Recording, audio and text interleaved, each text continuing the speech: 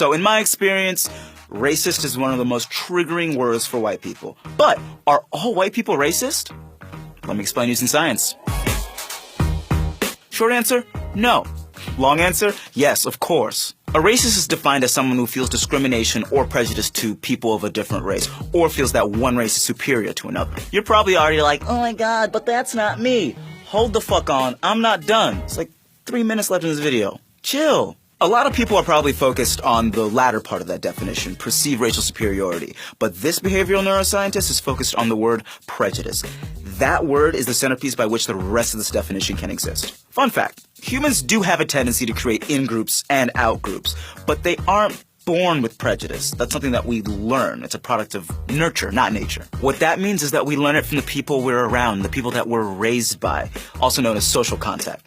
Social contact to different people has been proven scientifically to improve cognitive development and cultural understanding overall. Inside prejudice is bias, or the inclination to have certain opinions based on your personal experiences. Whether you think that Drake and J-Lo go well together, or that the 1996 motion picture Space Jam is the best movie of all time, it is.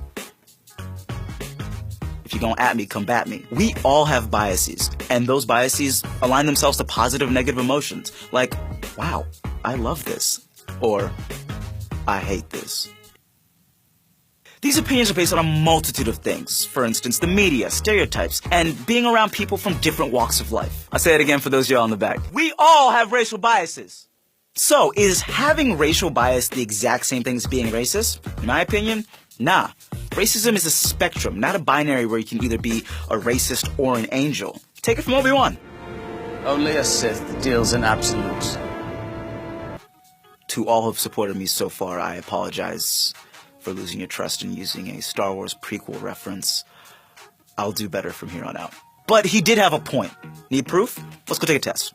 The Implicit Association Test, or IAT, was a test developed by Harvard researchers to examine correlations between certain attributes like good, bad, fun, evil, and targets like black, white, gay, or straight. When I took the test, I showed less racial bias towards any one group, probably because I had a very diverse upbringing with friends and family from all walks of life. That puts me a little bit lower on our racism spectrum.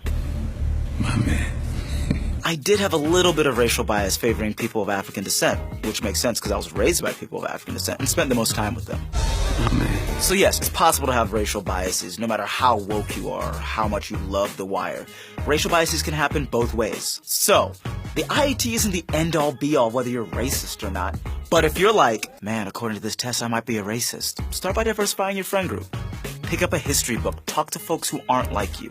It's never too late to unlearn prejudice, but you have to acknowledge that it exists first, fam. And watch Space Jam. It's mad good.